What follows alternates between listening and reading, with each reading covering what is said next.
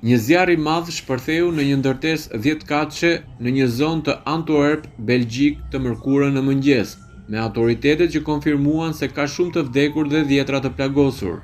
Ndërtesa, e cila u boshatis, strehonte më shumë se 200 persona dhe sipas policisë, të paktën 5 persona kanë humbur jetën.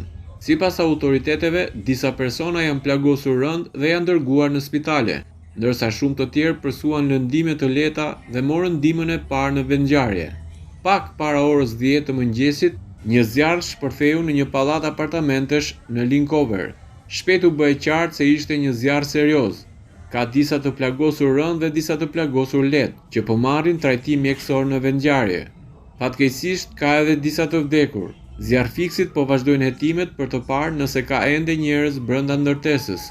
Nuk mund të japim asnjë shifër për momentin, pasi përparësia është aktualisht kërkimi i viktimave dhe ofrimi i ndihmës mjekësore, tha Kim Bastien, zëdhënëse e distriktit policor të Antwerpit.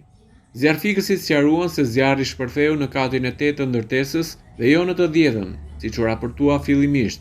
Kur ekipet e para mbërritën në vendngjarje, ata zbuluan se tymi i dendur kishte mbuluar një pjesë të madhe të ndërtesës.